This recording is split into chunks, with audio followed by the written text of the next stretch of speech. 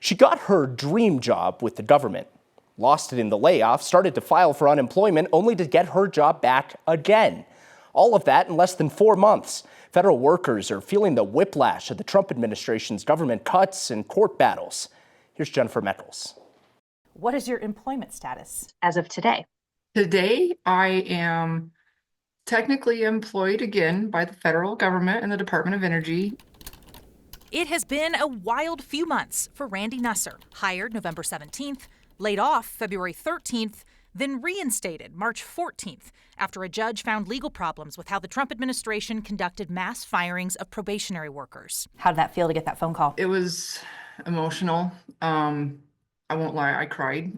However, after that first week of a little bit of happiness over this, it kind of wore off to the dread again of knowing that this is just temporary. Do you trust that that is a long-term return to work, or do you proceed as if you may still lose this job? I have no trust. To be honest, I'm going to be blunt. I have no trust. I know what they're trying to do to reduce the workforce, so it's just a matter of time before they terminate us again.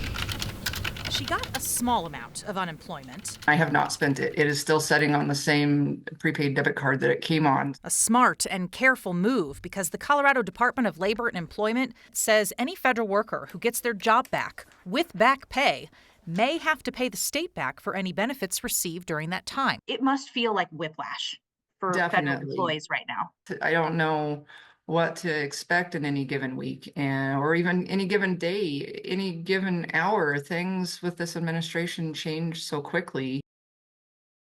Randy was a probationary worker because she'd only just started that job a few months before the layoffs. That also made her eligibility for unemployment tricky. She really hadn't worked long enough to qualify for any real amount of money.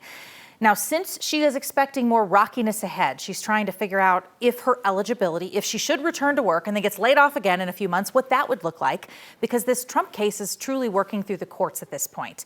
No surprise, Mark, that she is also starting to think of backup plans because there's just so much uncertainty and she needs to work, so she can't count on a job that may not be there again. Well, and working for the federal government for so many years was perhaps one of the most stable things that you could do as a job. But we know that there are almost 40,000, roughly 40,000 federal workers in the state of Colorado that are all feeling this same back and forth whiplash right now. Yeah, whiplash is really the best word that people have used to describe it because got a job, don't have a job, maybe have a job, maybe don't have a job. It's tough. A lot of back and forth. Jennifer Meckles, appreciate it. Thank you.